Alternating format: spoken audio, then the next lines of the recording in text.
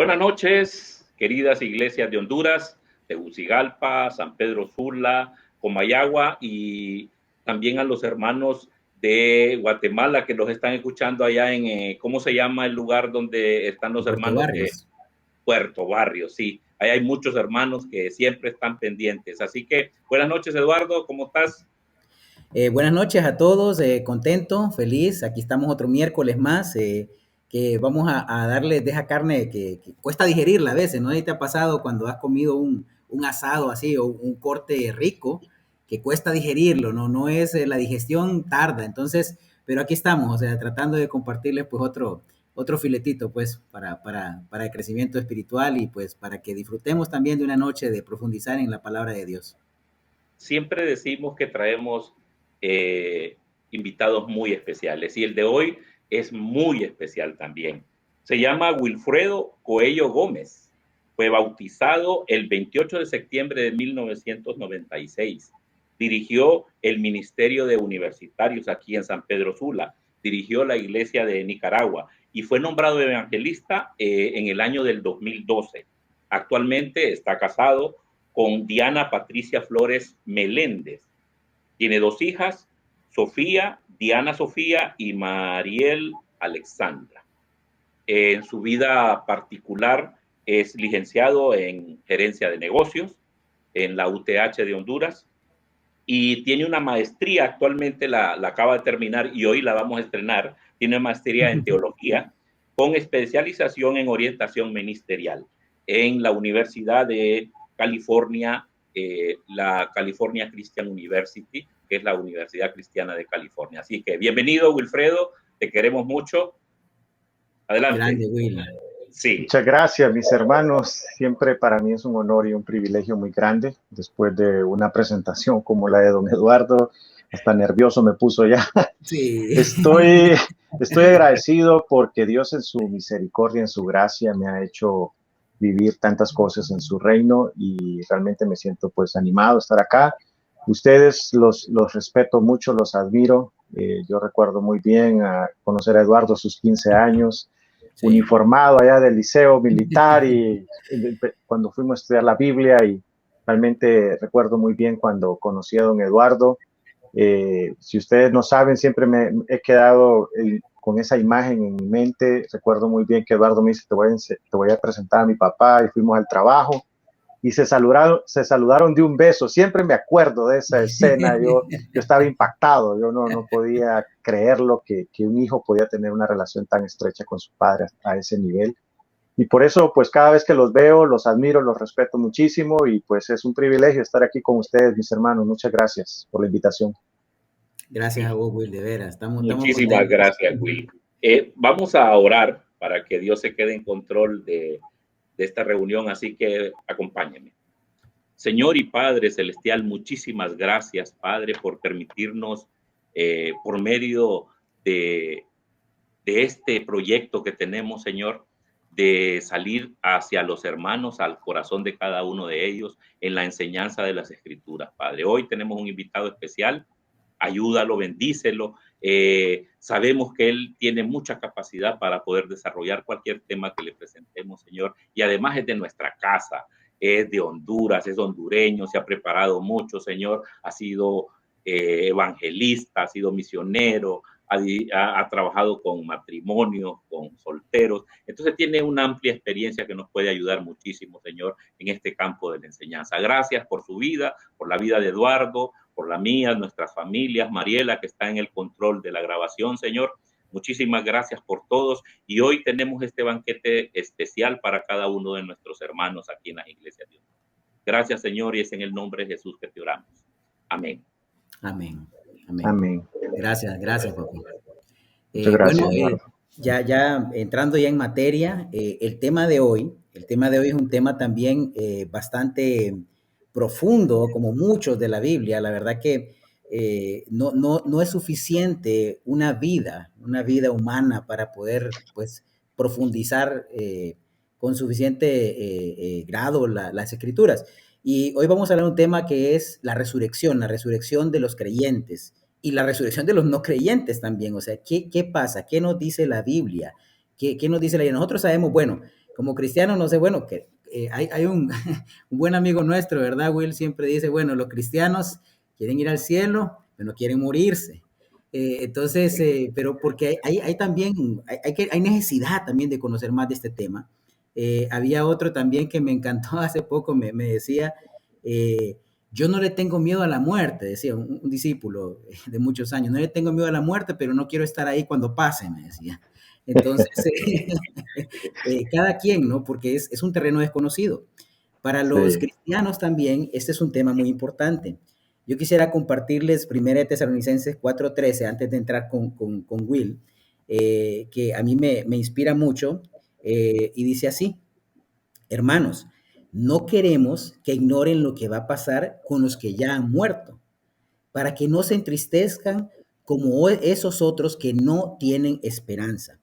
Me encanta porque Pablo está comunicándose con la iglesia de Tesalonicenses, seguramente, de Tesalónica, seguramente casi siempre las respuestas de Pablo vienen porque alguien pregunta, ¿no? Y yo le doy gracias a Dios porque estos hermanos preguntaron, pues, y preguntan, y cuando preguntan, obviamente se les da una respuesta. Y ellos seguramente estaban tristes, bueno, ¿y qué va a pasar? Y aquí hay personas que murieron, porque en algunos tal vez estaba esa creencia de que la venida de Cristo era inmediata y que iba a ser en su generación. Y de hecho ustedes pueden leer en Tesalonicenses que muchos estaban hasta ya habían dejado de trabajar y estaban viendo el cielo, esperando la llegada de Jesús, y ya viene, ya queremos irnos. Y Pablo corrige estos detalles, y en esto les dice, bueno, o sea, quiero enseñarles, o sea, no estén tristes. O sea, los que han muerto creyendo en Cristo no tienen que estar tristes ustedes, porque no hay que entristecerse, porque esto debe ser algo esperanzador, porque la esperanza que tenemos es maravillosa, y esto es lo que realmente le da la validez a nuestra fe misma también, saber que hay una vida y la resurrección de Jesús es la base de nuestra fe, porque si la resurrección no existe, como decía Pablo, entonces la verdad somos los más miserables o los más desdichados de todos. Hay un esquema que quisiera compartir, Mariela, que está ahí en control, rápidamente de unas escrituras. Este tema es muy profundo. Yo sé que a veces nos tardamos una hora o más. Algunos yo sé que tal vez les encanta estar tiempo escuchando, pero hay otros también que de repente les cuesta dedicarle tanto tiempo de atención. Si ustedes ven ahí, más o menos estos son un esquema básico. No quiere decir que no tenga sus posturas, porque hay diferentes posturas antes de que empiece Will, pero ustedes ven ahí hay dos líneas. Está la muerte, que es lo que vamos a hablar hoy. Bueno, el creyente muere, y el que está en color azul, el creyente y el no creyente. Vamos a ir con las dos líneas. Por ejemplo, la del creyente. ¿Qué ocurre? Es más, voy a ir con la más fácil, la del no creyente. El no creyente muere. En Lucas 16, que yo creo que Will la va a desarrollar ahí también, cuando Jesús cuenta la parábola del rico y Lázaro, vemos que después de la muerte había un lugar de tormento, y ahí estaba el rico, que no estaba con el padre Abraham, y bueno, ahí se va, digamos, muere alguien, y su alma va ahí, y espera hasta la segunda resurrección, porque van a ver, pues, de acuerdo al Apocalipsis, habla de dos resurrecciones, que hay diferentes posturas también. También este tema, yo hablé un poco de esto en el milenio, cuando hablamos los 1000 años. Si quieren profundizar más, ahí pueden ir también, porque es otra clase. Y después viene el juicio final. En el caso del cristiano, estaría la línea de ir al paraíso, al seno del padre Abraham, donde estaba Lázaro, y luego a la venida de Cristo hay una resurrección, que los que están ahí en el paraíso resucitan también, y resucitan con Cristo. Hay una posición que se llama el premilenialismo, que es que la segunda venida de Cristo precede el milenio, que es un periodo de tiempo. Algunos creen que es literal, otros creen que es simbólico del tema. Entonces, después del milenio, pues Satanás es vencido y llega el juicio. No sabemos exactamente, y no nos vamos a pelear si el milenio, si es antes, si es después, pero sí sabemos que Satanás es vencido, llega el juicio final, y pues los que hemos muerto creyendo en Cristo, pues vamos a una eternidad con Dios. Entonces, esta es como la idea que vamos a ir desarrollando en esta noche, pero vamos a dejar mejor a nuestro querido amigo Will para tener esta conversación. Entonces, yo veo que esto, Will, si te fijas, ya puedes retirar ahí la imagen, Mariela. Eh, si te fijas, había esa preocupación, o sea, ¿qué va a pasar con los que mueren? Y los de Tesalónica estaban así como, bueno, y murió mi pariente, tal vez, que era cristiano. ¿Qué va a pasar? Y tenían esa ansiedad. O sea, ¿qué nos dice la Biblia? ¿Qué nos puedes decir de la Biblia, de esto, del creyente, la muerte? ¿Dónde va? ¿Qué pasa? ¿Qué es lo que pasa inmediatamente cuando morimos, pues?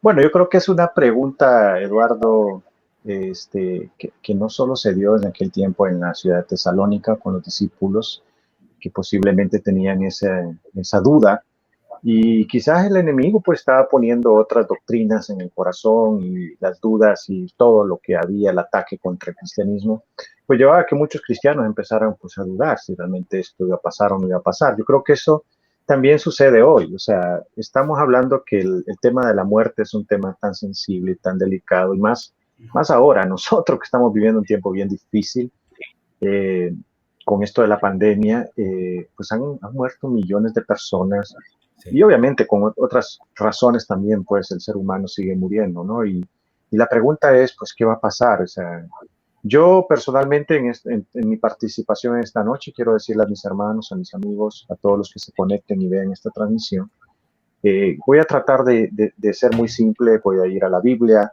voy a esforzarme por no tener una postura personal, quizás en este caso rígida, sino más lo que creo a la luz de las Escrituras.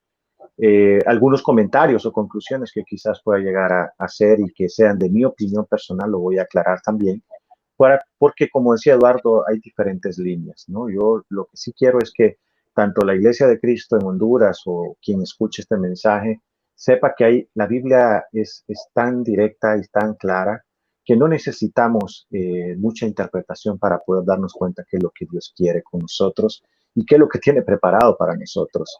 La pregunta es, ¿a dónde vamos si llegamos a morir?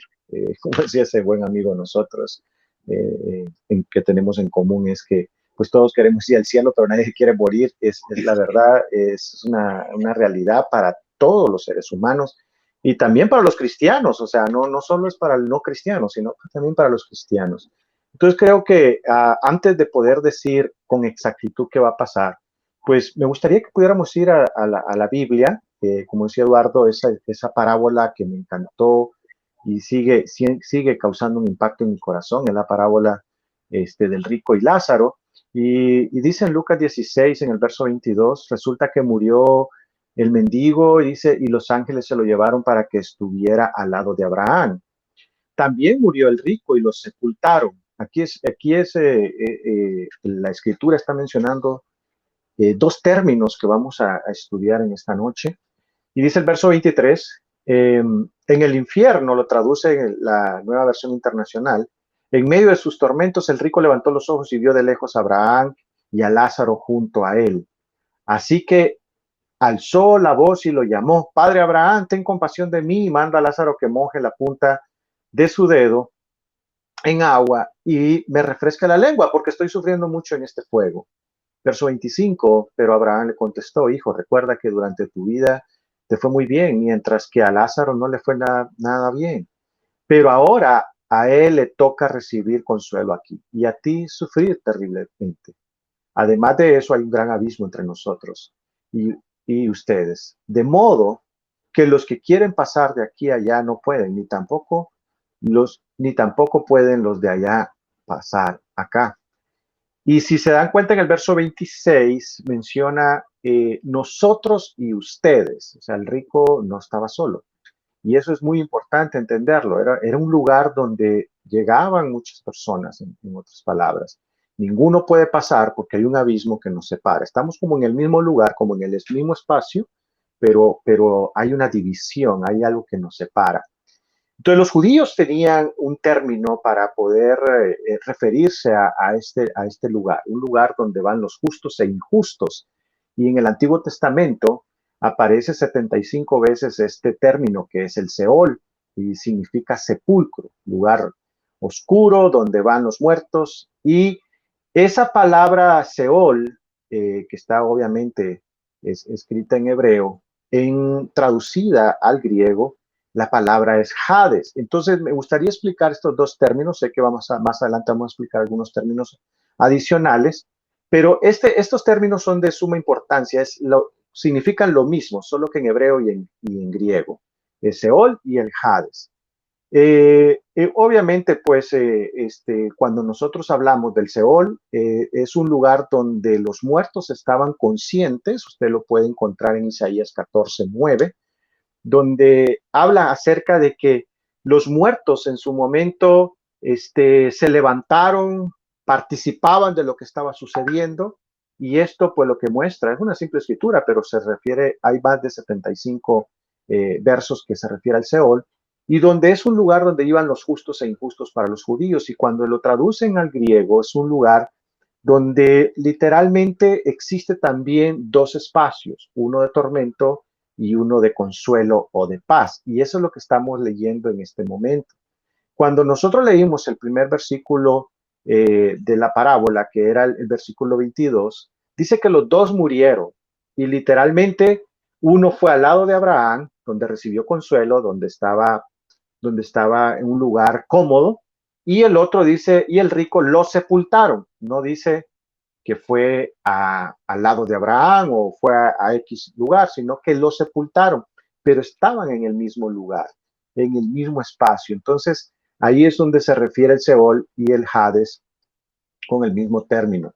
¿Por qué quiero explicar esto? Para algunos quizás es como ya cuando empezamos a hablar de terminología, posiblemente la clase se vuelve aburrida, pero es importante poder entender que cuando uno muere, según la parábola que Jesús contó en este momento, aunque algunos mencionan que esto es nada más una metáfora o una parábola simple de enseñanza, pero la Biblia parece ser que apunta hacia este término, hacia este lugar donde van a ir los muertos, o sea, dónde van a parar todos los que morimos, seamos cristianos o no seamos cristianos. Parece ser que aquí está identificado por Lázaro como un cristiano, un creyente, un hijo de Dios, y pues el rico como alguien que llevó muchos placeres, llevó toda una vida aquí. Supuestamente en la versión internacional, Abraham le dijo, a ti te fue bien en vida y a Lázaro no. Entonces, como que parece ser que la persona que no estaba llevando la vida como Dios esperaba, pues supuestamente le iba bien, ¿no? Entonces, este lugar vemos que Jesús lo describe como un mismo lugar, pero con dos destinos diferentes. Un lugar privilegiado al lado de Abraham y el otro un lugar de agonía, un lugar de tormento, que es donde fue a parar el rico. Los dos lugares, podríamos decir, estaban divididos por un abismo, pero eran próximos. ¿Por qué? Porque el rico logró ver a Abraham y todavía le hizo como quien dice un grito por ahí. Y entonces, pero Abraham le aclaró, no se puede pasar, ni ustedes ni nosotros podemos pasar de un lado al otro. Pero lo que sí se identifica aquí es que las personas estaban conscientes y en especial en el caso del rico estaba muy consciente de su tormento, de su situación y de su lejanía y en el lugar donde se encontraba, un lugar de tormento. Hay muchas escrituras referente al Hades, que si usted la lee en la Reina Valera va a decir esa palabra, o en la Biblia de las Américas también dice Hades, la palabra, en algunos lugares dice abismo, en otros lugares dice el lugar de Abraham, en otros dice paraíso, depende de la versión que usted usa. Pero hay muchas escrituras, Hechos 2:23, Mateo 11:23, Mateo 16:18, Apocalipsis 1:18. Habla de eso. Entonces, lo que estamos explicando aquí es a dónde va a parar la gente según la Biblia, no lo que yo quiero saber o lo que yo quiero que me digan o mi postura en esta noche como predicador, como ministro, sino lo que dice la Biblia.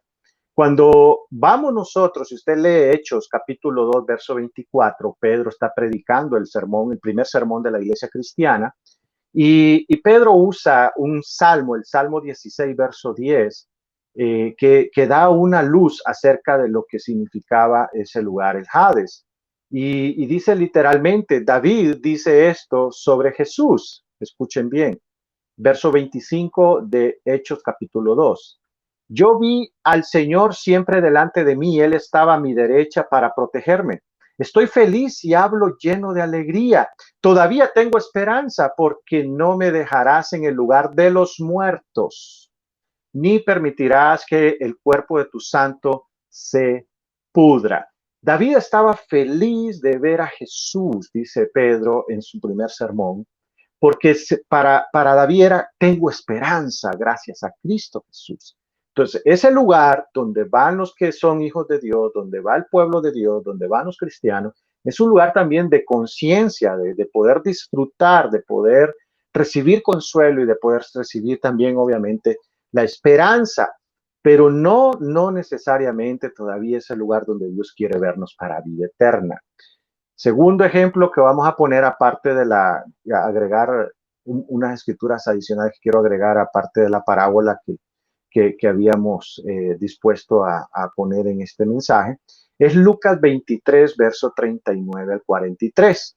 Esto es el Viernes Santo. Estamos hablando cuando Jesús está obviamente clavado en el madero, está colgado en el madero, y dice la Biblia que unos criminales en el verso 39 empezaron a insultarlo.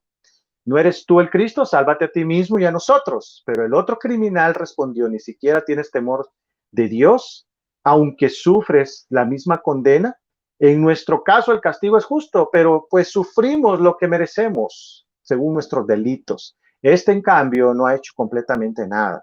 Luego Jesús, verso 42, dice que le dijo a Jesús en el verso 42, Jesús, acuérdate de mí cuando vengas en tu reino. Este hombre tenía la esperanza que Jesús era un hombre piadoso, un profeta, iba a venir en su reino. No sabemos con exactitud cómo se dio cuenta ni qué pasó, pero algo que sí sabemos y que la Biblia lo dejó registrado, el verso 43. Te aseguro que hoy estarás conmigo. En el paraíso, le contestó Jesús. Escuchen bien, Jesús le dijo, hoy estarás conmigo, en este día. Hoy que morimos, vas a estar conmigo en el paraíso. Pero Juan, capítulo 20, verso 15, en el día de resurrección, en el domingo santo, como le llamamos nosotros, Juan escribió lo siguiente. Jesús le dijo, ¿por qué lloras, mujer? ¿A quién buscas? Ella, pensando que se trataba del que cuidaba el huerto, le dijo, Señor, si usted se lo ha llevado, dígame dónde lo ha puesto y yo iré por él. María, le dijo Jesús. Ella se volvió y exclamó, Raboni, que significa en arameo, maestro. Qué interesante que en el verso 17 dice Jesús, dice la palabra de Dios en el verso 17, suéltame porque todavía no he vuelto al Padre. Estamos hablando que Jesús resucitó el domingo santo. Y dice Jesús, yo no he vuelto al Padre, no he ido a ese lugar donde quiero que mi iglesia un día esté. Cuando Él lo explicó que iba a preparar un lugar para cada uno de nosotros, no es ese lugar donde Jesús estaba en este momento, donde Jesús estuvo en esos 3 días en su fallecimiento. Ve más bien a mis hermanos y diles, vuelvo a mi Padre, que es Padre de ustedes, a mi Dios, que es Dios de ustedes. Entonces, ¿qué pasó aquí? ¿Qué sucedió aquí en estas 2 escrituras de estos 2 evangelios? El viernes Jesús le dijo, hoy estarás conmigo en el paraíso, al que estaba colgado a la par de él. El domingo Jesús le está diciendo a María, yo no he vuelto al Padre todavía, pero ve y diles que voy para el Padre. Conclusión, Jesús no fue al cielo esa semana. Y literalmente lo que se entiende es que Jesús fue a ese lugar, ya sea que le llamemos Seol o le llamemos Hades, un lugar donde Jesús fue específicamente a poder estar con aquellos que recibían consuelo, como David, que estaba alegre de ver a Jesús y dijo, no vas a dejar mi cuerpo acá, ni me voy a quedar en el lugar de los muertos. Y también, como Pablo en algún momento lo ha expresado en las escrituras, Jesús también fue a los demás que estaban al otro lado. Jesús tenía esa potestad para hacerlo. Entonces, lo que Jesús hizo fue prometerle el paraíso al ladrón. No le prometió el cielo, no le prometió estar con él en ese momento, en ese instante que iban a morir en la vida eterna. Entonces, el paraíso, según lo que vemos acá, también es en un sentido básico, pues o el diccionario es un jardín, pero lo que está mencionando aquí es ese lugar de consuelo, ese lugar hermoso. Literalmente, el diccionario de Oxford dice que jardín significa Edén, por eso estos 2 términos también son similares, son lo mismo, solo que uno en hebreo y otro en griego. Es el lugar donde van a parar o vamos a ir a parar si morimos el día de hoy. Es un lugar donde están conscientes, según lo que se ve en las escrituras, si pues hemos vivido de acuerdo a la palabra de Dios, conscientes en un lugar de consuelo, de paz, de gozo, de ánimo. Y si no, pues obviamente un lugar donde va a haber sufrimiento, donde va a haber agonía y va a haber dolor. Eso es lo que dice la escritura, lo que estamos viendo en las escrituras. Hay muchas referencias más que hablan acerca de este lugar. Lucas 23:43, 2 Corintios 12:4, Apocalipsis 2:7. Y también, pues hablando del Edén, pues Génesis capítulo 2 y capítulo 3 hablan mucho acerca del Edén. Entonces, conclusión, hermanos, el Hades, que para mí ver, lo que yo veo en la escritura, es un lugar de consuelo, un lugar que le podemos llamar Edén, un lugar que le podemos llamar paraíso, un lugar que le podemos llamar el seno de Abraham, como lo hacían los judíos. Y pues obviamente también dentro de ese mismo lugar está ese lugar oscuro, ese lugar después del abismo, donde también puede ser conocido posiblemente hoy como el lugar de tormento, de dolor o el infierno. Eso es lo que puedo mencionar hasta el momento, Eduardo Junior. Hola, ¿me escuchan? Excelente. Sí, excelente, Will, excelente, me parece bastante claro. Me encantó, fíjate lo que vos decías, estaba pensando mucho también en cuando Jesús en la cruz habla con este otro, digamos, pecador que reconoció. En ese momento este hombre estaba pensando cómo era posible que viera a Jesús crucificado y que le dijera que se acordara cuando comience a reinar. O sea, ya lo estaba viendo como no lo miraba en una cruz. Realmente este hombre tenía una fe extraordinaria. Y si ustedes nos acordamos, en ese momento la mayoría de los discípulos andaban dispersos. Pedro había negado a Jesús, los discípulos habían huido. Y este ladrón, este hombre de mala fama, estaba diciendo, acuérdate de mí cuando comiences a reinar. Y Jesús, que tenía autoridad para perdonar pecados en la tierra y se lo dijo directamente, estarás hoy en el paraíso. Entonces me parece bastante claro, Will, me parece que lo explicaste bastante bien. Morimos y digamos que vamos a ese lugar que va a ser un lugar temporal mientras llega a nuestra morada eterna, ¿no? Que es la que Jesús, pues igual nos está preparando un lugar en el cielo, ¿no? Y la verdad me parece bien, creo que lo abordamos bastante bien y sí, ya quiero, bueno, no, cuando pienso, como diría Pablo, o sea, quisiera por mí estar ahí en ese lugar, decía Pablo, pero por el bien de ustedes, decía, mejor me quedo.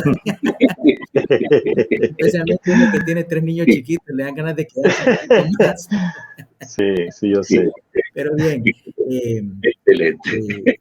bueno, mejor, de ahí viene, porque viene la otra parte, o sea, ahí vamos a estar temporalmente, pero después viene la otra parte que pasaba en Tesalónica, que decían, bueno, entonces ya le respondió esa pregunta a los tesalonicenses en el que sentido de que, bueno, sí, está en un lugar temporal ahorita, pero ¿qué va a pasar después? Porque como ellos, de alguna forma, algunos creían que ya llegaba Jesús, entonces decía, el que se murió no va a estar acá haciendo fila cuando venga Jesús. Entonces estaba esa misma preocupación, pero creo que mi papá con la Sí, otra pregunta la vamos a ir acercando a ese tema. sí. La pregunta es la siguiente. En Filipenses 3, del 20 al 21, en la versión NBI, dice, en cambio, nosotros somos ciudadanos del cielo, de donde anhelamos recibir al Salvador, el Señor Jesucristo. Él transformará nuestro cuerpo miserable para que sea un cuerpo glorioso, mediante el poder con el que somete a sí mismo todas las cosas. La pregunta es, ¿qué nos dice la Biblia con relación al cuerpo glorioso que tenemos nosotros que vamos a tener nosotros en la resurrección? ¿Cómo será esa apariencia? Es una buena pregunta para poder desarrollarla y sé que me la vas a contestar muy francamente, Will, por lo que dice el logo del cuerpo glorioso. ¿Ah? Bueno, yo espero de todo corazón que no sea parecido al que tenemos hoy, que ahí, bueno, realmente sea algo diferente. Algo interesante de esa escritura que compartías, Eduardo, es que dice que somos ciudadanos, nuestra patria está en el cielo y estamos esperando, dice que venga el Salvador, estaban esperando la venida de Cristo, nuestro Señor Jesucristo. Y obviamente es allí donde dice la escritura que va a haber un cambio, donde va a haber un suceso, pero muy, muy grande. Y literalmente lo que está mencionando aquí la escritura o lo que creía la iglesia de Cristo en el primer siglo es que ellos no estaban para quedarse en esta patria, en la patria de Israel en ese momento. Nosotros los hondureños no estamos para quedarnos aquí en Honduras, sino para poder un día estar en el cielo. El cielo literalmente es el lugar de recompensa eterna, morada de Dios, de Cristo Jesús, del Espíritu Santo, al inicio de la creación, es donde está la deidad, donde están sus ángeles, donde está el trono blanco. Y Lucas 6:23 dice, alegres en aquel día y salten de gozo, pues miren que les espera una gran recompensa en el cielo. La promesa para los cristianos es el cielo. Y Hechos 3:21 dice, es necesario que Él permanezca en el cielo hasta que llegue el tiempo de la restauración de todas las cosas, como Dios lo ha anunciado desde hace siglos por medio de sus santos profetas. Era interesante que la iglesia cristiana entendió muy bien esto. Dios usó a Pablo para poder dar cátedra acerca del tema y poder darles confianza y paz en los corazones a los cristianos de que la promesa seguía siendo el cielo, la meta era el cielo. Hay muchas descripciones acerca de este lugar, Hechos 17:15, Apocalipsis 21, 3 al 4, Juan 14, del 1 al 2, pero esto va a darse cuando literalmente venga la segunda venida de Cristo. Y como muchos hemos escuchado, la venida de Cristo está cerca, pero no es inmediata. Una cosa es que esté cerca y otra cosa que sea inmediata. ¿Por qué? Porque la venida de Jesús es más mediata que inmediata, pues será precedida de algunos eventos. Habrá señales previas a que cuando ese día sea claro que Jesús viene por su iglesia, viene por cada uno de nosotros. Y como decía Tesalonicenses, también lo dice claro, pues Cristo nos va a llevar entre las nubes, nos va a levantar de este lugar donde nos encontramos. Y interesante porque todo esto, señales, eventos, podemos ir a Mateo 24 y ojalá que más adelante ustedes hagan una clase acerca de las señales y los eventos que se van a dar en la venida de Jesús, porque es importante profundizar en este tema. Mateo 24 y Lucas 21 se los dejo de tarea a mis hermanos para que puedan profundizar acerca de la venida de Jesús. Cuando Cristo venga, es que va a suceder todos estos cambios y nuestro cuerpo va a ser distinto, va a ser diferente al que tenemos hoy. La Biblia, a la luz de las Escrituras, nos muestran o nos apuntan que nuestro cuerpo va a ser exactamente como el que tuvo Jesús o el que tiene Jesús cuando resucitó. Sus discípulos pudieron conocerlo, sus discípulos estuvieron con ellos, sus discípulos pudieron tocarle. En el caso de Tomás, Jesús le dijo, ven y toca. Jesús literalmente tenía un cuerpo donde podía aparecer en diferentes lugares al mismo tiempo sin necesidad de transportarse por algún medio conocido. Su cuerpo no envejecía, su cuerpo no estaba sujeto a alguna enfermedad o literalmente a la muerte. Su cuerpo, nuestros cuerpos van a ser como el de Cristo. Y dice Primera de Corintios, capítulo 15, versículo 23, y voy a leer también la parte A del verso 24, que dice, Cristo fue resucitado como el primero de la cosecha. Estoy leyendo en la Nueva Traducción Viviente. Cristo fue resucitado como el primero de la cosecha. Luego todos los que pertenecen a Cristo serán resucitados cuando Él regrese. Después de eso vendrá el fin. Miren qué interesante, así lo dice de manera tajante y clara la Escritura. Cuando Cristo regrese, nosotros, si ya hemos muerto físicamente antes de la venida de Jesús, como han muerto muchos de nuestros hermanos en la fe, en siglo tras siglo, ese día van a resucitar, ya sea que lo enterraron, ya sea que se perdió en el mundo o encontraron su cuerpo, ya sea que lo incineraron, sea como sea, el poder de Dios va a hacer que todos resucitemos para poder presenciar su venida y también su juicio, porque es ahí donde vendrá el fin. Y eso es lo interesante de esto, que vamos a poder entender que cuando resucitemos, así como Jesús lo hizo, como Dios usó al Espíritu Santo para resucitar a Cristo, lo va a hacer con nosotros, nuestros cuerpos van a ser imperecederos, o sea, no van a descomponerse. Dice 1 Corintios 15, 42. Así será la resurrección de los muertos. El cuerpo que se pone en la tierra se pudre, pero el cuerpo que es resucitado nunca se pudre. 1 Corintios 15, 42. Es un cuerpo imperecedero. También nuestros cuerpos van a ser gloriosos, dice la Escritura. En 1 Corintios, en el otro verso más adelante, el que leímos, 1 Corintios 15, 43, dice, el cuerpo que se entierra no tiene honor, pero el que resucita es glorioso. El cuerpo que se entierra es débil, pero el que resucita es fuerte. Entonces, dos cosas importantes. Es glorioso, va a ser fuerte, literalmente, como dice aquí la Biblia, va a ser poderoso. ¿Por qué? Porque ese cuerpo, dice, va a resucitar con gloria. A ese cuerpo estamos hablando del que Jesús tenía cuando se le apareció a María, cuando se le apareció a los discípulos en varias ocasiones y obviamente cuando ascendió al cielo. Pero también ese cuerpo va a ser espiritual. El verso 44 de 1 Corintios 15 dice lo siguiente, lo que se entierra es cuerpo físico, pero lo que resucita es cuerpo espiritual. Así como hay cuerpos físicos, también hay cuerpos espirituales. 1 Corintios 15, 44. Entonces, hermanos, nuestros cuerpos no van a ser como esas pinturas o esas pinturas de arte que hemos conocido nosotros, posiblemente, donde el cuerpo ya puede ser así como Miguel Ángel, como decía Eduardo en algún momento, ¿no? Así todo musculoso y toda aquella cosa. O de repente como aquel bebecito que anda desnudo, colochito, gordito y que anda con alitas, tampoco va a ser así.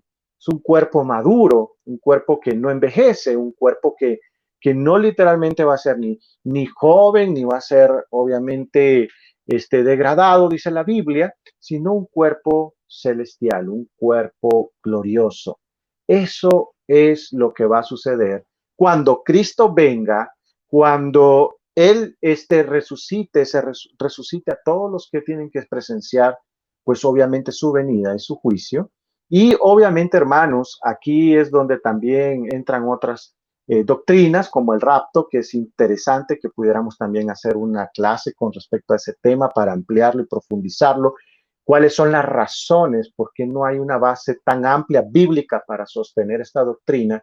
¿Y cuál es la doctrina real que dice la Escritura?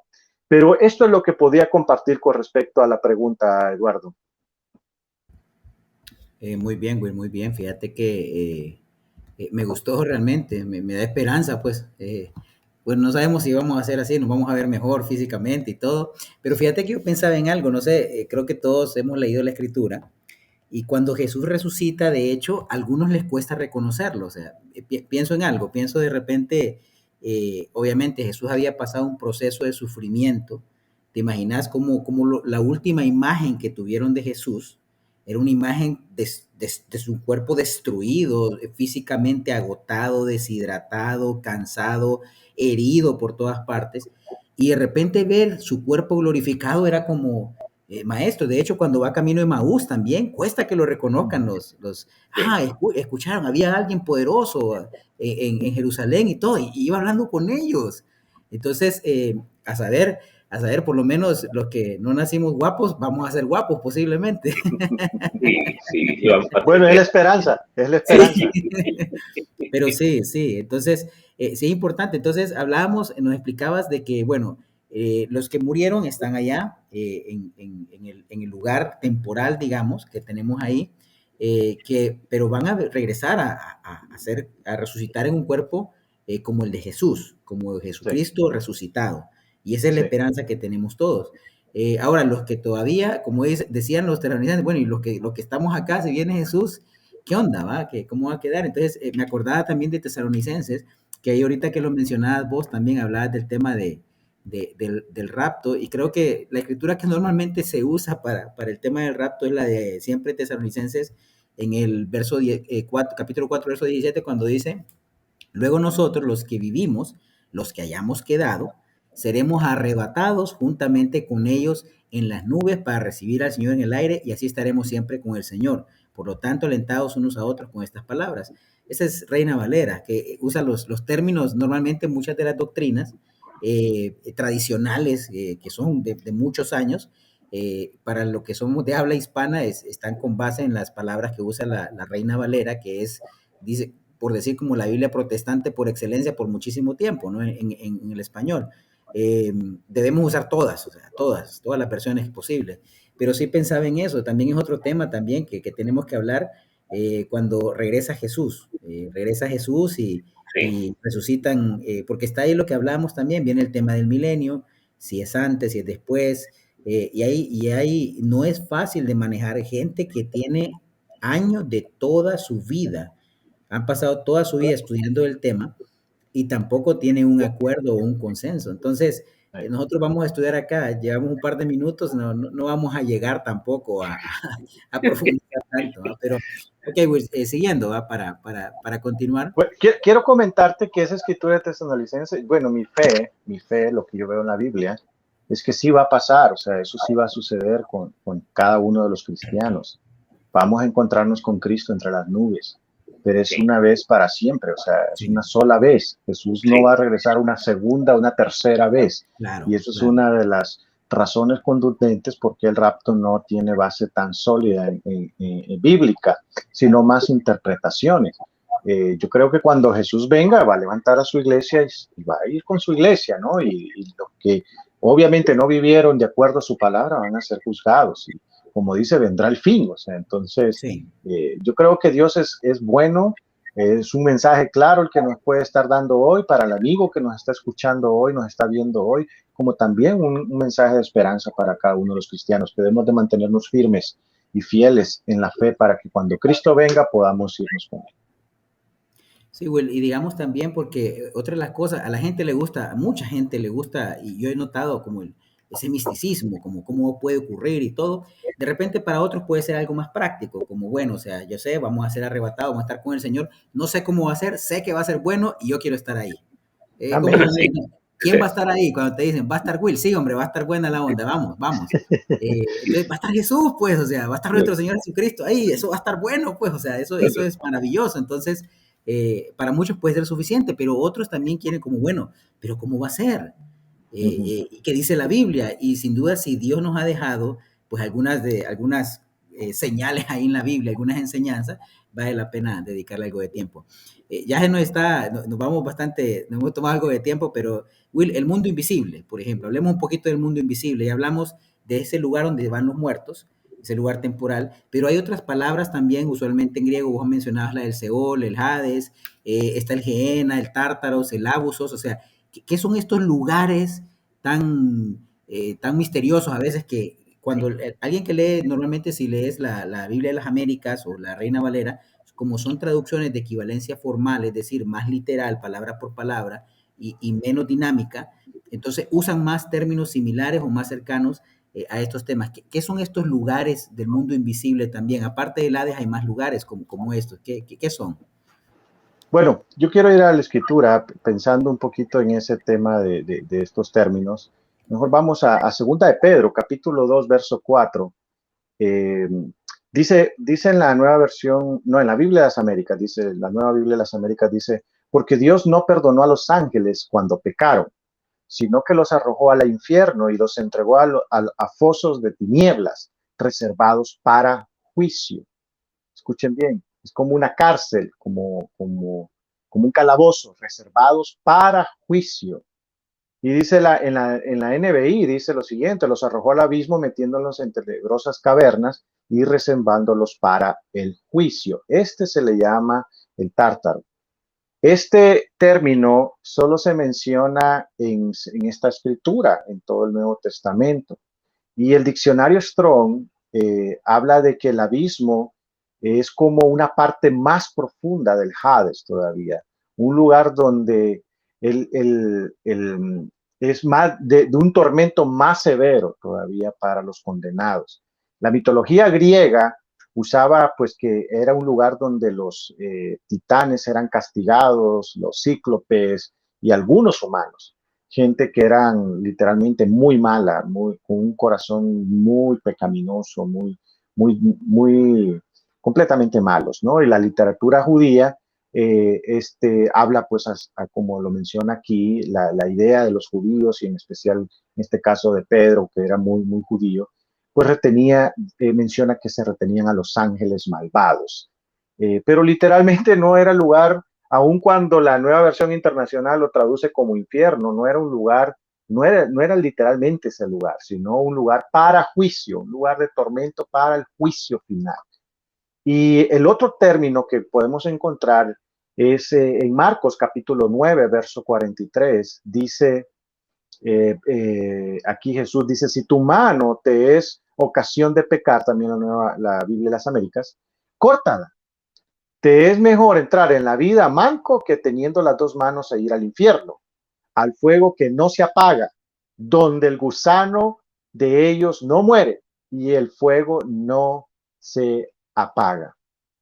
Es el Gena. Esta palabra judía aparece solo en los evangelios y también en Santiago. Obviamente Santiago, el medio hermano de Jesús, con raíces muy fuertes de judaísmo, que hablaban el arameo, pues una lengua que ya posiblemente se perdió para hoy. Y una de las cosas que vemos es que literalmente existían lugares en la mentalidad del judío, en la mentalidad de ese mundo conocido en aquel entonces, donde era mucho más profundo, mucho más fuerte el castigo. El diccionario de las palabras del Nuevo Testamento presenta esta palabra ajena como un lugar final de castigo donde los malvados serían enviados para el juicio. No es hasta en el juicio, obviamente, que los malvados van a ser arrojados a este lugar, a ese lugar que pues literalmente podríamos decir hoy es el infierno, pues es el lugar más cruel. Así es que, pues, eso es lo que menciona aquí las escrituras. Y una tercera, posiblemente que quizás no lo habíamos tocado o lo quiero tocar, es pues la segunda muerte o el lago de fuego, que creo yo que es lo que estaría hablando aquí más en Apocalipsis, capítulo 20, verso 14, en la Reina Valera dice, la muerte y el Hades fueron arrojados al lago de fuego. En la nueva versión internacional, en este verso 14 de Apocalipsis 20, dice, la muerte y el infierno fueron arrojados al lago de fuego. Parece ser, mis hermanos, que llega un momento donde literalmente todos aquellos lugares de tormento conocidos son literalmente arrojados al fuego, al lago de fuego. Esta es la segunda muerte que menciona Apocalipsis. El Hades, el abismo, la oscuridad, el calabozo, el infierno mismo es arrojado totalmente al lago de fuego, que es la segunda muerte. Y después viene el juicio. Entonces, estamos hablando que esos lugares desaparecen y entra el juicio donde ahí se acaba totalmente todo. Mateo 10:28 dice, no teman a los que matan el cuerpo, pero no pueden matar el alma. Teman más bien al que puede destruir el alma y cuerpo en el infierno, en el Gena. Entonces, el Gena, literalmente lo que está diciendo que ese es el lugar donde se destruye totalmente todo, el lago de fuego. Y pues hay destrucción total en ese lugar. Eso es lo que puedo mencionarte, Eduardo. Sí, sí, entonces quedó claro. De hecho, sí, estos lugares temporales, digamos, el Hades, deja de existir, ahí Apocalipsis lo menciona, porque ya no es necesario, pues, porque ya no es necesario porque ahí están, pues, los que han muerto antes del juicio, ¿no? O sea, una vez ya llegue el juicio, pues ya tienen un destino eterno cada uno de las personas. Entonces, los que murieron creyendo en Cristo, obviamente tenemos a nuestro abogado defensor que nos permitirá a nosotros, no por nuestros méritos, sino por su obra redentora, poder estar en una eternidad con Dios, y los que no, pues junto con el diablo y todo, pues todo el mundo de tinieblas será arrojado. Entonces, me parece claro, Will, y sí es interesante conocer estos términos también que existen. Hay un mundo, hay principados y potestades, como dice Efesios también, que se mueve y nosotros no lo vemos, pero Sí, existe. sí. Sí, solo adicional, o sea que los que morimos creyentes en Cristo no pasamos por la segunda muerte, ya de un solo estamos en el paraíso o en el cielo. Ese sí sería el comentario. Ahora, Sí, digamos, papá, lo que pasa es que también la segunda muerte sería esta, ¿no? Cuando después del juicio, ¿no? O sea, porque van a resucitar, digamos, van a resucitar para juicio. Los que murieron sin creer en Dios van a resucitar al juicio. correcto, sí, Y sí, sí, su sí. segunda muerte es que nosotros no la vamos a tener, porque como Nosotros vamos no, a es resucitar con correcto. nuestro cuerpo glorificado, entonces Sí, ya, con ese cuerpo nos quedamos forever, ese es como la dicen, idea, para sí, siempre, ¿no? sí, Y los que no, es lo que van a tener la segunda muerte, que es la que nadie quiere, ¿no? sí, sí. Y yo Ok, creo que el punto está en que, bueno, todo cristiano, joven, adulto en la fe que está escuchando, que está viendo esto, es simple. Si usted se mantiene firme en su fe y está claro en sus convicciones, tiene una relación con Cristo, no, esto no es por obras, esto es por su gracia y por la fe que usted tiene en Él, en su palabra. Usted literalmente va, si muere hoy, no, si muere hoy, usted va a estar a ese lugar que le llamamos paraíso, le llamemos Hades, le llamemos seno de Abraham, le llamemos lugar de consuelo, y usted resucita para vida eterna con Cristo Jesús. Sería interesante poder hablar acerca del sueño del alma, porque hay una doctrina que habla acerca de eso, también del purgatorio, que es una doctrina muy equivocada, muy lejos de la así es. realidad. Pero lo interesante del cristiano hoy es que usted manténgase firme, usted sigue una relación con Cristo.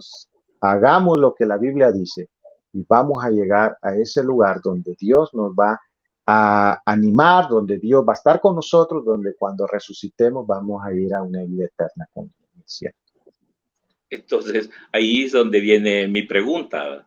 Mi pregunta es esta.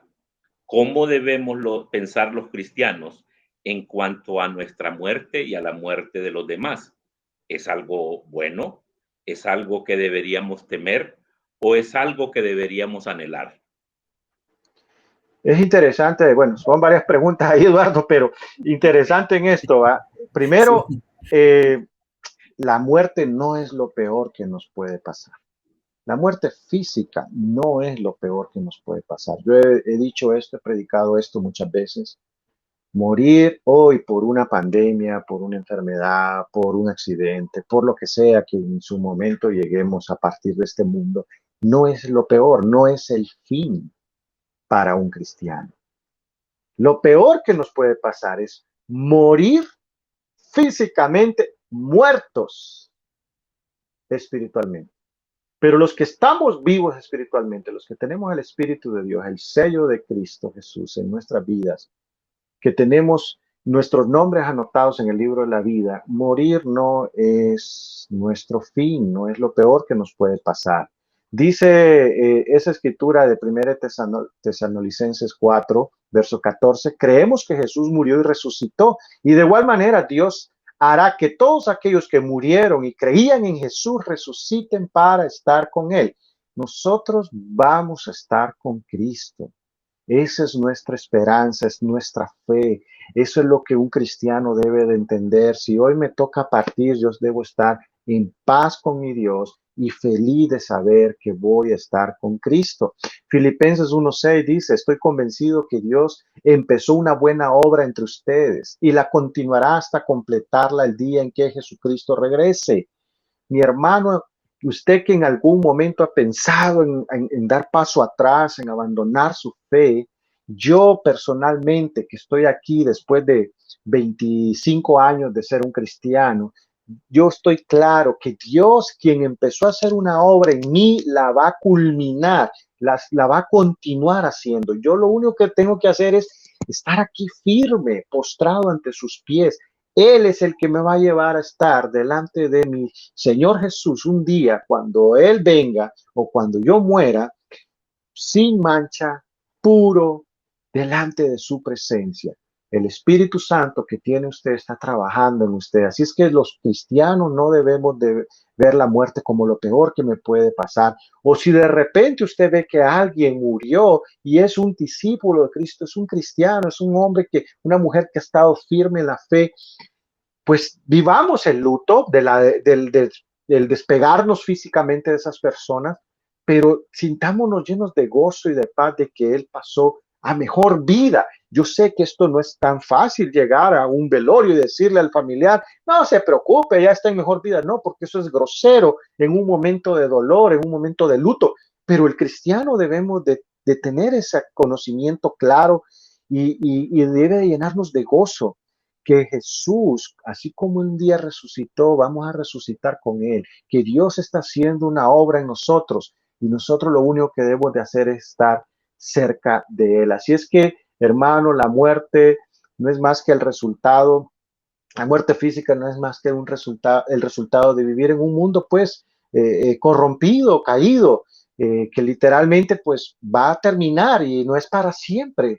Y Dios lo va a transformar todo. Entonces, no es lo peor que nos puede pasar. Así es que yo les animo, iglesia, les animo, mis hermanos, que pues el día que nos toque morir, el día que nos toque partir de este mundo, podamos entender que es cuando Dios termina nuestra justificación, santificación, porque nos va a dar un cuerpo glorioso. Dice 1 Corintios, termino aquí mi participación en estas preguntas que nos hizo Eduardo. 1 Corintios 15:50 dice, les declaro, hermanos, que el cuerpo mortal no puede heredar el reino de Dios, ni lo corruptible puede heredar lo incorruptible. Fíjense bien en el ministerio que les voy a revelar. No todos vamos a morir, pero todos seremos transformados. Y en un instante, en un abrir y cerrar de ojos, el toque final de la trompeta se dará. Pues sonará la trompeta y los muertos resucitarán con un cuerpo incorruptible y nosotros seremos transformados, porque lo corruptible tiene que revestirse de lo incorruptible y lo mortal de lo inmortal. Entonces, hermanos, el morir, como decía Pablo, debe ser para un cristiano siempre una ganancia. Pero como a veces estamos tan aferrados a lo humano, tan aferrados a lo terrenal, que morir parece ser que algunos cristianos están sintiendo como es lo peor que les puede pasar.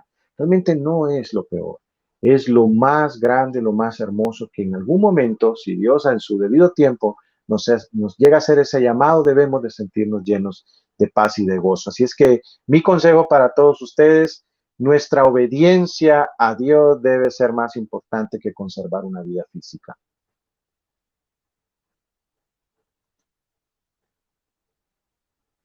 Me quedo con tu reflexión y qué increíble, ¿no?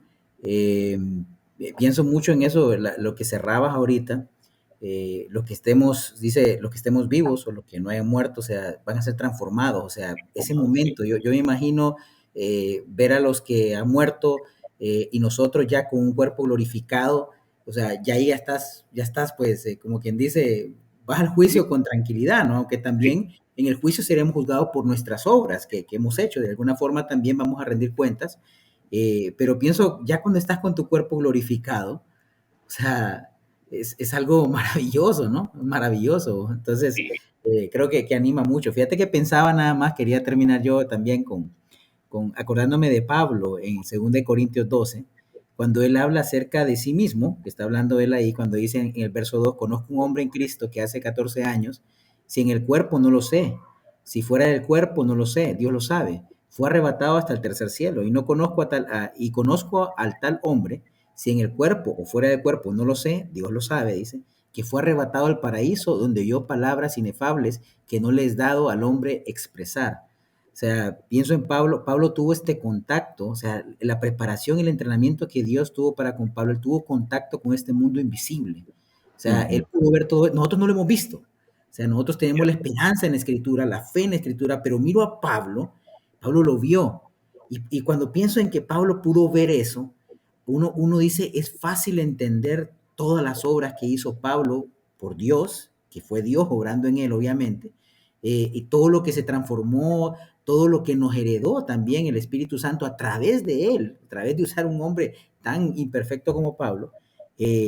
Pero pienso, o sea, él sí tuvo este contacto con un mundo invisible y eso también lo transformaba. Entonces, para mí, pensar en el mundo invisible, en el mundo que no vemos, me refiero a invisible porque no lo vemos, es algo también profundo y esperanzador. Entonces, así quiero preguntarte la reflexión final.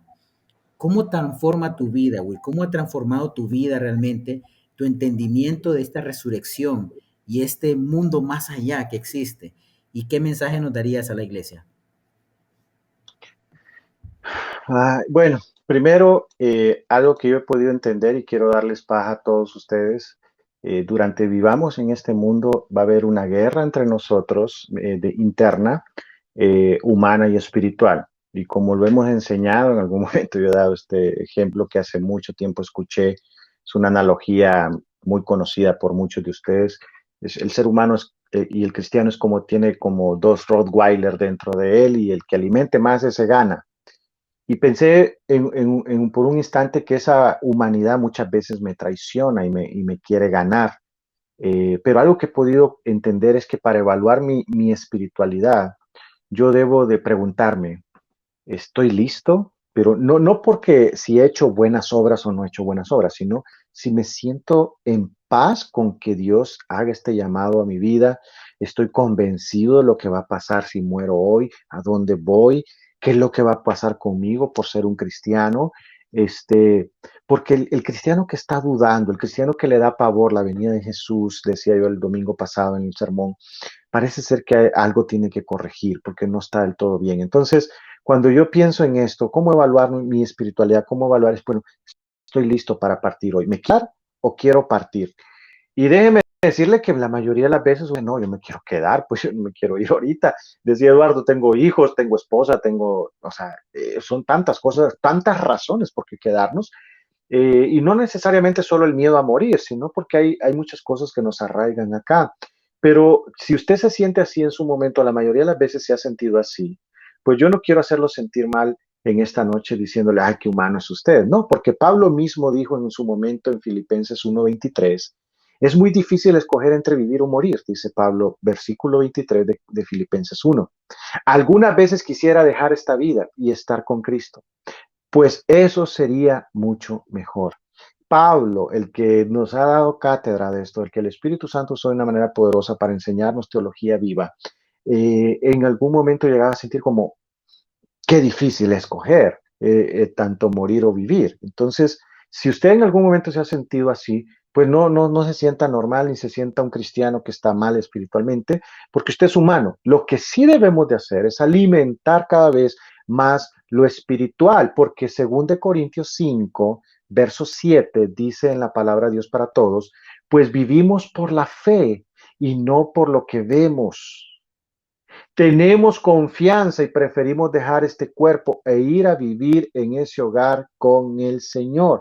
Vivimos por fe, Eduardo lo decías hace un momento, nosotros vivimos por fe, nosotros no hemos visto ese lugar invisible.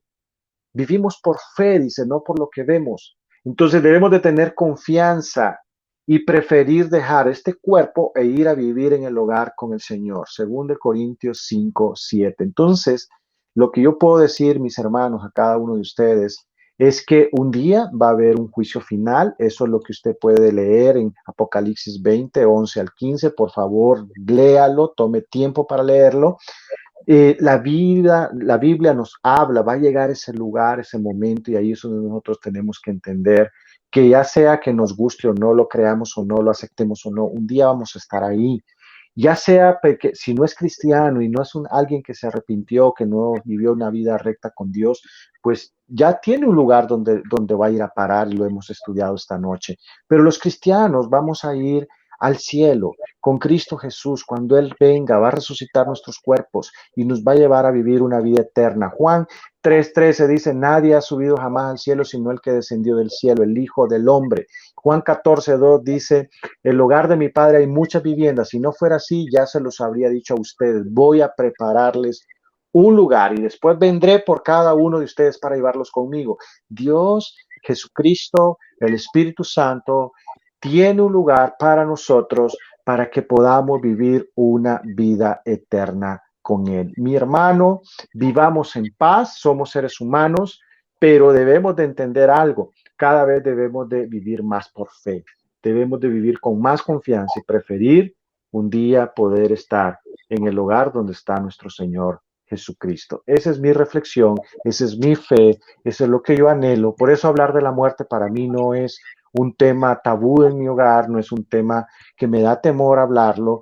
Yo sé que soy imperfecto, que soy pecador, que necesito de la gracia de Cristo, que necesito de su misericordia para poder ir un día estar al cielo, pero me siento en paz de saber que tengo un abogado, que tengo a alguien que murió por mí, que me ama, y si sigo en una relación con él el resto de mi vida, cuando yo muera, voy a ir a ese lugar, al seno de Abraham, voy a un día resucitar con un cuerpo glorioso y voy a vivir una vida eterna en el cielo con mi Dios.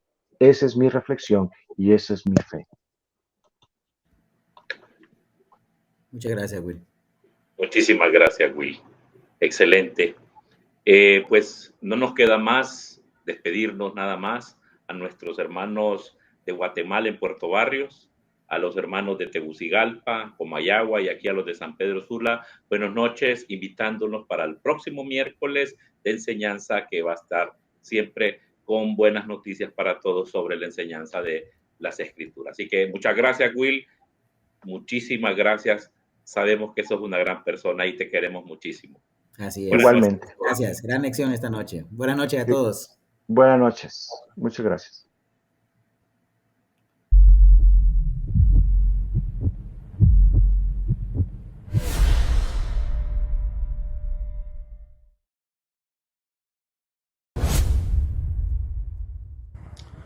Buenas noches, iglesia. Como siempre es un gusto poder estar delante de ustedes y agradecer primeramente a Dios por la reunión, verdad, que acaba de finalizar, por llevarse la gloria y la honra, pero también agradecer a cada hermano que se ha esforzado en esta noche y ha puesto de su servicio para que esta reunión se lleve a cabo. Hermanos, unos pequeños anuncios. Primeramente, invitar a la iglesia de San Pedro Sula a la conferencia bíblica que tendremos el día domingo a las 10 de la mañana. vía Facebook y YouTube, la cual lleva por nombre Compasivos como Jesús. Esto tendremos un invitado especial de la iglesia de Malpaisillo, Nicaragua, Andrés Valencia, ¿verdad? Que nos estará compartiendo la conferencia. Avisarle también a los hermanos de Tegucigalpa y de Comayagua que la reunión de ellos será presencial. Hermanos, también cerrar con una pequeña escritura para la ofrenda a los más necesitados, que está en Lucas 14, del 12 al 14. Dice la Biblia: dijo también al hombre que lo había invitado: cuando des una comida o una cena, no invites a tus amigos, ni a tus hermanos, ni a tus parientes, ni a tus vecinos ricos, porque ellos a su vez te invitarán y así quedarás ya recompensado. Al contrario, cuando tú des un banquete, invita a los pobres, los inválidos, los cojos y los ciegos, y serás feliz, pues ellos no te pueden pagar, pero tú tendrás la recompensa en el día en que los justos resuciten.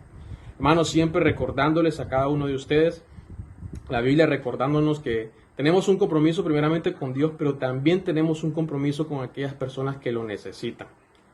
Vemos cómo la Biblia nos invita a que nos acordemos de las personas que lo necesitan y que nosotros estaremos recibiendo una recompensa en el cielo, que es lo que todo el mundo está deseando en este momento. Es lo que estamos diciendo. Hermanos, acompáñame a orar para que Dios se quede en control de la ofrenda y para que se quede en control de la finalización de la reunión. Padre maravilloso del cielo y la tierra, Señor, muy buenas noches, Señor. Gracias por la oportunidad que nos da de habernos reunido, por seguir aprendiendo, Señor, por las herramientas que usted nos brinda para poder seguir aprendiendo cada día más de usted. Rogarle por la vida de mis hermanos, por los que pudieron estar esta noche, por los que no pudieron estar, Señor, que el aprendizaje, Señor, adquirido esta noche, Señor, podamos ponerlo en práctica, Señor. Bendiga la vida de cada uno de nosotros, bendiga la ofrenda de cada uno de nosotros, Señor, bendiga a los más necesitados, Señor. Quédense en control de la vida de cada uno de los que estamos reunidos, Señor. Y es en el nombre de Jesús que le oro todas estas cosas. Amén.